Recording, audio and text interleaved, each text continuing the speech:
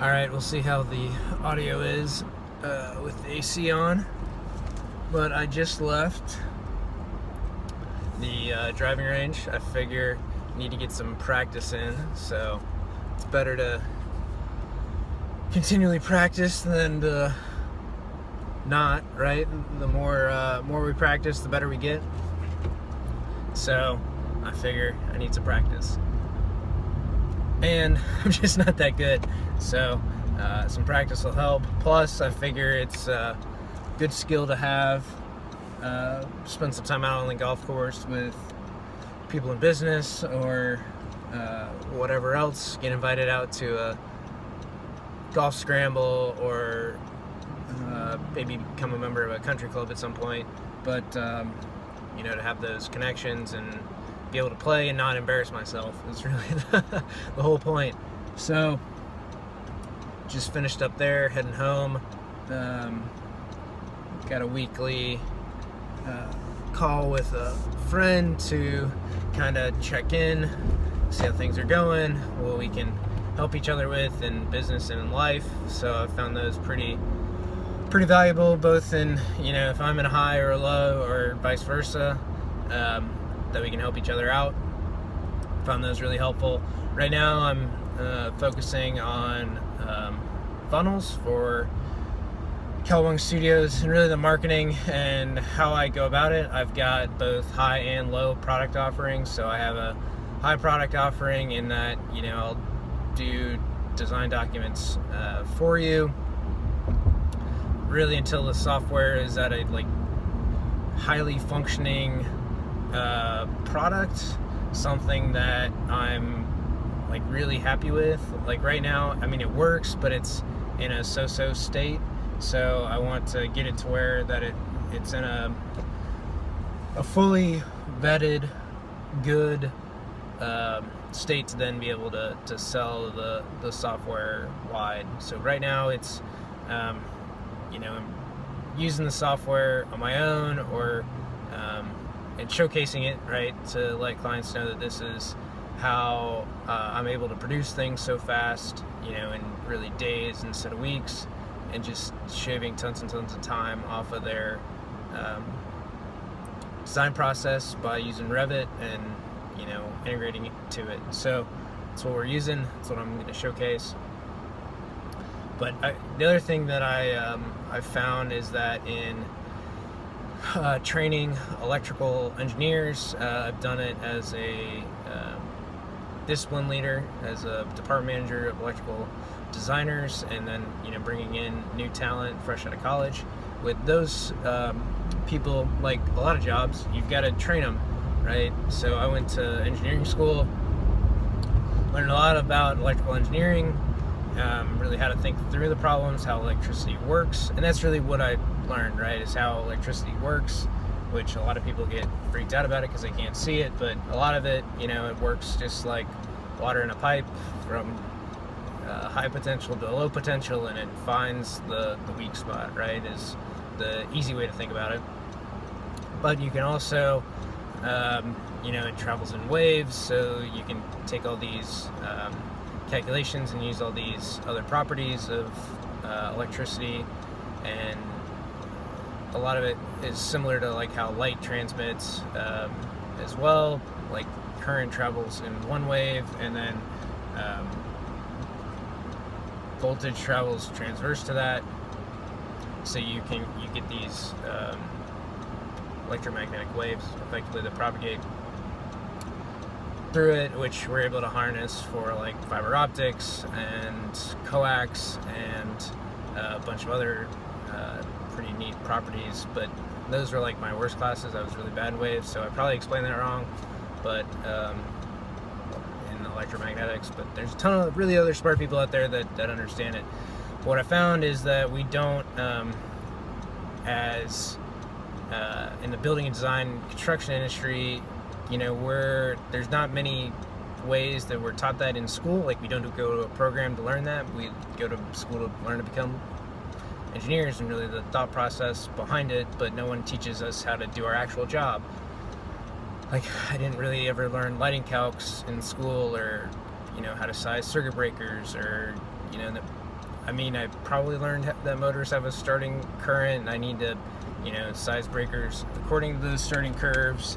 But like other things that you never learn is like, oh, fire pumps, you need to rate the breaker at 6 times the full load amps, because you basically never want that breaker to trip, so that in the event that the building's on fire, that fire pump is going to keep running. Makes sense, right? You want to put the fire pump is the thing that pressurizes the line and pushes water through the sprinklers to put out the fire in the building. So you want that to keep running. We're not taught things like that. We're not taught what the hell the National Electric Code is, or that there's other governing bodies like ANSI or Underwriters Lab, or I guess Underwriter UL isn't necessarily a governing body, but they do write standards, or that IEEE writes standards that people adhere to, or what the hell an AHJ is, authority having jurisdiction, right, that can overrule all these codes and how things are put together. Like, we're not taught any of that. So I'm thinking of, like, okay, how do I teach people to be electrical engineers? Like, do I do a podcast? Do I do a course so I can monetize it? What does that ultimately look like for the community? And, teaching and putting out content, and then, oh, sorry, my ears need to pop. How should I put that out? Because there's just a lot of those pieces that we don't know, or in what the hell, like, contract documents are, or construction documents, or what's a GMP, a guaranteed max price? How do those get put together? How should they get put together? What's the actual, like, contractual pieces about them? I'm just thinking through, like, all the things that I deal with in my job, and how best to serve others out there, right? How best to teach other engineers how to put drawings together. Like, what are lighting calcs? Okay, you can do it by hand, but do I really want to show you that? Like, yes, it's on the PE, and it came in handy for like 2 questions that I had to answer, but like, you're never going to do those calculations by hand. So do I teach you that, or do I just, like, here's the software, here's the foot candle readings you need to have? But then, like, someone's like, oh, instead of using this like 80 or 70 50 20 rule, like, what if we bumped up the reflectances of the ceiling to like 90, because we can, and it's really simple on this tile that we have? Okay, so now we're using 90% reflectances. Like, okay, now our surfaces, like, what if we put everything white in the room and we get 70% reflectance on all the surfaces in the room? Okay, so that's 90, 70. Okay, now let's look at tile. Like, 20 is a concrete floor. What if we were to get a 30% reflective surface? Like, okay, what does that look like? Oh, alright, so now we can reduce the lighting in this room from our typical, like, 1,000 square foot room at 4,000 lumens a piece. So we need like 9-10 fixtures. So instead of that, we can use like 8 fixtures or 6 fixtures, the same lumen package, little different spacing, and we completely cover that room. So, like, those are things that I think about, like, and how we can improve this, and like lighting layouts. But everyone, like, 'cause all the old guys who are still teaching this teach it like fluorescent. So they're teaching like, oh, you space 2-3 lamps on 12 feet on center in hallways, which roughly translate to 4,000 lumen LED fixture, again 12 feet on center. Like, okay, got it, because you only need 20 foot candles. But, like, is that too bright? Is that not bright enough? Like, what should that look like?